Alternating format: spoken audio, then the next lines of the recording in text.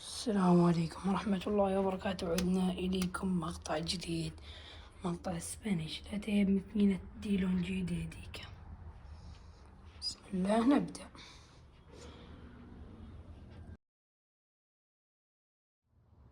أول خطوة نوزن 18 جرام قهوة اللي هي دبل شوت.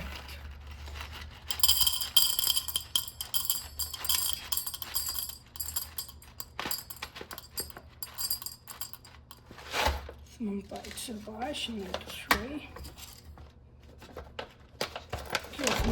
بعد ما وزننا 18 جرام قهوة ننزله بالطاحونة.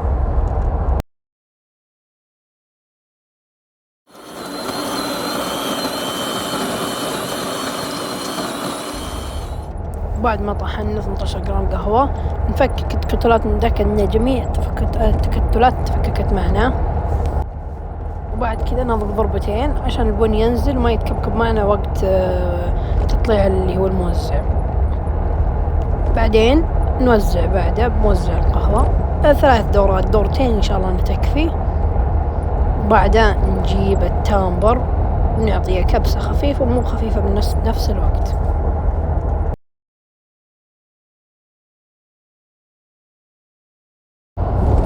وهذا استخلصنا ما شاء الله تبارك الله.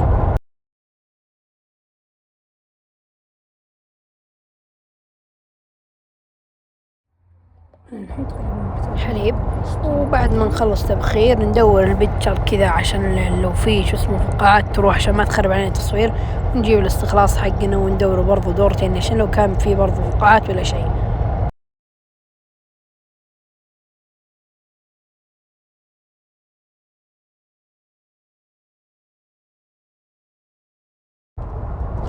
بالعافية أفضل اسبانيش لاتيه.